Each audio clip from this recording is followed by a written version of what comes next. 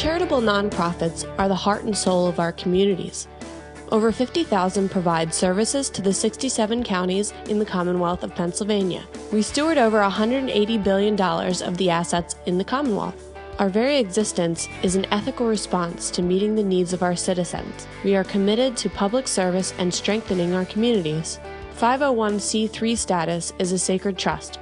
We owe our citizens and communities a commitment to act with honesty, integrity, fairness, respect, trust, responsibility, and accountability. The Standards for Excellence program exists to guide and direct an organization's board and staff to act with the highest ethical behavior, and as a consequence, create stronger and more successful organizations. In my opinion, I think the workshops that I participated in personally were very educational as I developed my skills in leading an organization. The Standards Program assists Pennsylvania's charitable nonprofit sector to raise the public's trust in the work we do. 6 years ago, our organization was being investigated by the U.S. Attorney's Office. Today, we're funded by the U.S. Attorney's Office. I'm Tina Nixon, Chief Executive Officer of the YWCA of Greater Harrisburg.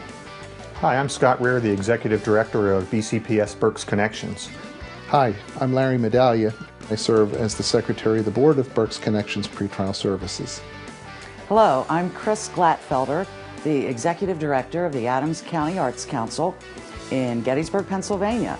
Hello, I'm Diane Carey. I have the privilege of being the Executive Director of the ARC of Chester County, which is located in Westchester, Pennsylvania. We'd like to think that the standards help us develop what we're calling a culture of compliance. So it's not a once and done thing that is done and then put away, but it's enculturated into our organization so that every day our management team looks at where we are operationally and from a compliance standpoint. Well, we have been talking about how we're a very small organization, and we had no written HR policies at all.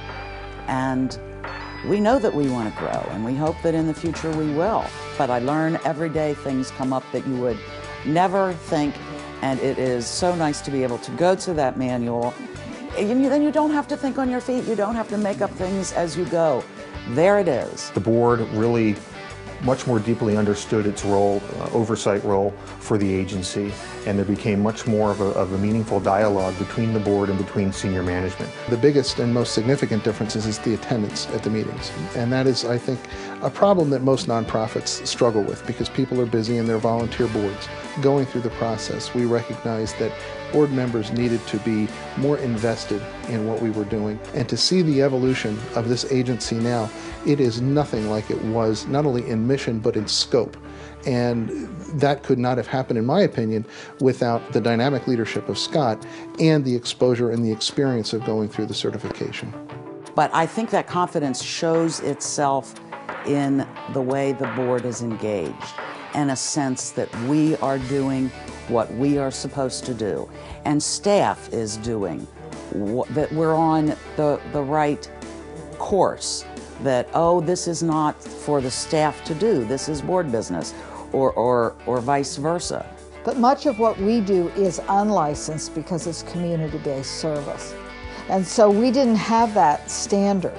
And the standards of excellence in that certification helped us to feel like we had attained and achieved something. The process has enabled us to not only sustain the donors that we have because we have that seal of excellence, but also I think we attract new donors.